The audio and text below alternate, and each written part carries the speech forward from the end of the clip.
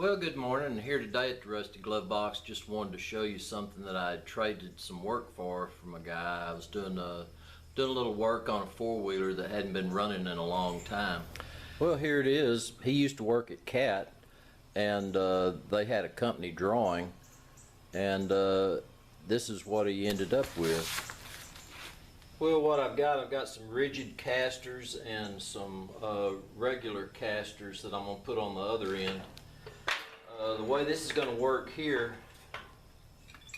these fixed casters, it just so happens it has a hole in the center, and this bench has a tab on the bottom there, and so I should be able just to mount it like that, and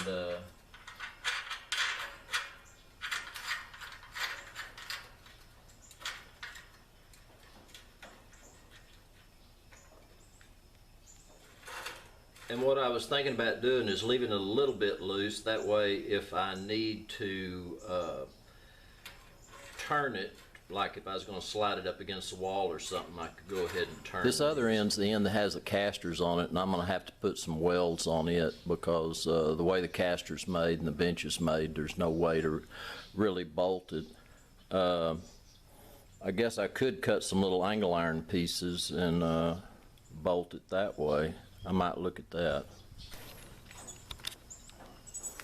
Well, I've got the caster end fixed and everything, and what I ended up doing is I did go ahead and cut the little pieces of angle iron and welded that to the leg of the table, and then bolted the casters out.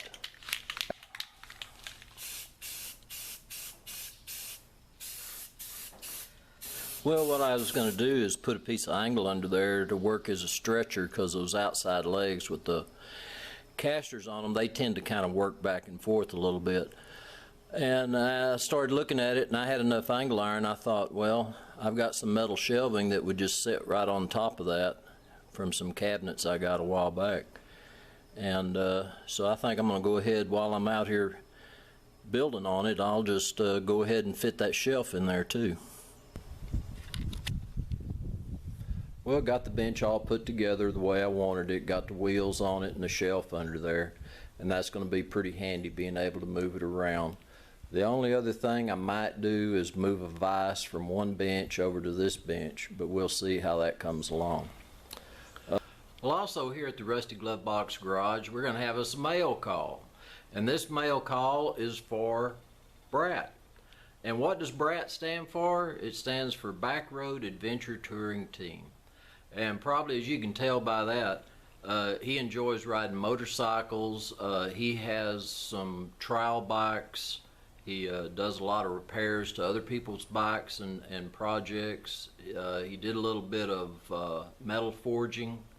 And so he enjoys working in his shop just like the rest of us. So be sure and check out BRATT, which is Back Road Adventure Touring. I'll be sure and put a link down below. This is Rusty Glove Box. Thanks for watching, and I'm out of here.